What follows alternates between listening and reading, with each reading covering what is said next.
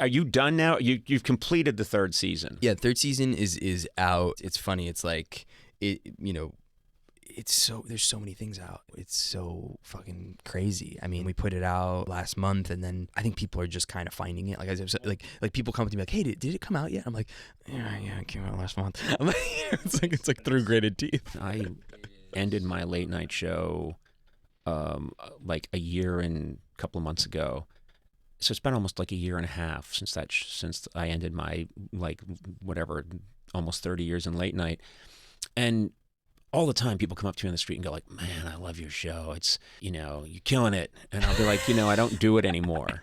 I do a lot of other things, but I don't do that. And I swear to God, I've had people say to me like, "Man, every night I'm watching it and I'm just loving it."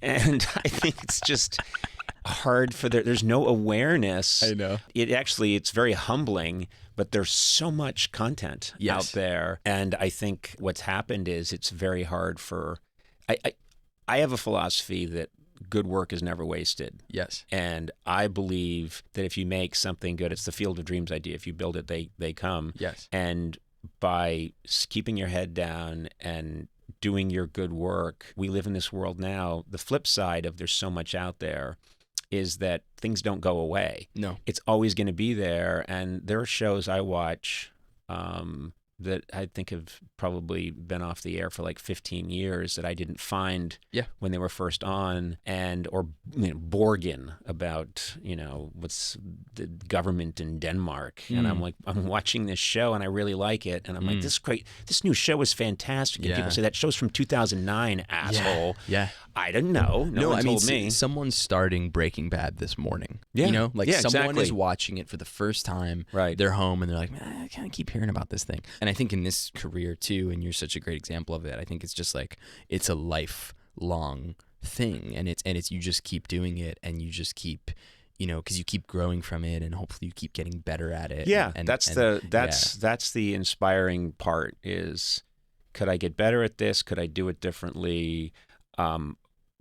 It's a different world now with different technology. That's been a huge thrill of this podcast is this was a total lark. And I love these conversations more than the conversations I had, for almost 30 years on late night. I loved those. They're very different and they're performative, but these mean a lot more to me in some way because it's a real connection. If we're talking on a late night show, I will not get this sense of you. Oh my God. Do you know what I mean? I would have loved to do the couch on your show, but that never happened as it was ending, and I was kind of just getting into a position to be able to do that stuff. But this is so much more like, sometimes you don't even see anyone backstage. It's like, it's so fast. It's moving, like, to get to sit and hang for an hour, and that you can really smell me right now. Like, you smell what I smell like. Yeah. And that never happened. We had all kinds of fans and deodorizers on the late night show, but now you're smelling my musk. I would say that's the biggest difference, seeing you, is you realize, your show is such a deodorized version of you. like on TV. And I think Sandalwood. Yeah. That's what all those years I was on NBC or TBS, it was sandalwood, hints of cinnamon, and then this is just me. This is who I am and what I smell like. And so you're gonna have to deal with it. I think it's beautiful. I think it's raw. I think it's special. Well, my only request, I'm going to wrap this up, is first of all, so cool getting to talk to you. No, seriously, you're a lovely fellow. You're so talented, and I really do like your work. So my hat's off to you, and I'm not wearing a hat. Why did I do that? No one even knows what I'm wearing. So you could have been wearing a hat. I'm wearing a Willy Wonka top hat, and I'm tipping it to you right now. And that takes a lot of finger strength. It does. It's a big hat. It's a 35-pound hat.